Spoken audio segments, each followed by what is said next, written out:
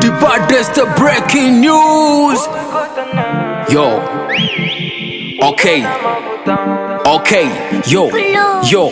yo, ntabwo nyicuza kuba ndi umucelebrity, kuba hasara ntibikiri secret, nubwo abaraperi tutagira publicity, kabutura na hip hop turi complete, so sweet sindi off beat, rwiyo goti nkunda orbit, ba credit nshaka profit, ken shoti fata respect, muzacunga ibyana twe tudama, bitemba amatoto ku matama, bitwara ibisasu nka Osama, mu masenga y'iwacu ni Sodoma,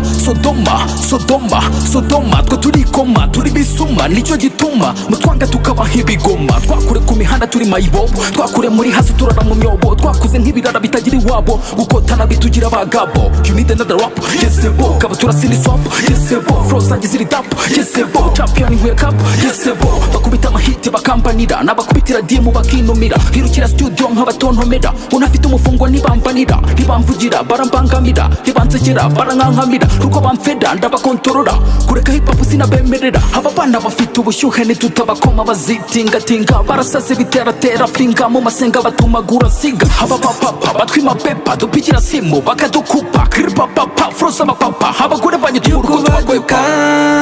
yesebo ushaka ubuzima, yesebo wowe Kotana, yesebo ubona amavuta, yesebo by'ukubaduka, yesebo ushaka ubuzima, yesebo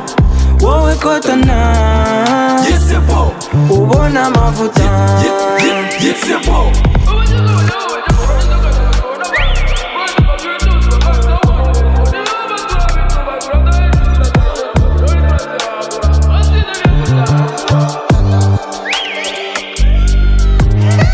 Fatakanya gato nkwibwira kiraperi, mfatakanya nkwifungeho kiraperi, sampraga ndi zahabu mu kimoteri, countdown nyita mugabo w'intwari, kiripapapa ndi inzira bwari, ndikirara cyakuriye muri adeperi, ndi kamera wo mpinduranya kureri, ndi intore n'ikintarakubwira kweri, abashwere bifuzaga ko kabutura ntazongera kwegera MIC, mubabwire yuko ubu ngubu ndabaye igikoko, ndikaracini ko face, kabutura kuri magazine pages, hostage muri fight ya changes, turarwana no kugabanya ubusambanyi, abajene bakigira mu butinganyi, izi ndaya mubona zicicikana imihanda ngo ni igihe cyo kwanda, zirahiga amaramuko, zirakora iby'Rwanda dufata nk'umwanda, amasura yarakaragaje, imitima yacu ipakiye agahinda, turi homeless, turi jobless, kubona buzo no gufindafinda, yesebo ushaka ubuzima, yesebo wowe Kotana, yesebo ubona amavuta, yesebo by'ukubaduka, yesebo ushaka ubuzima,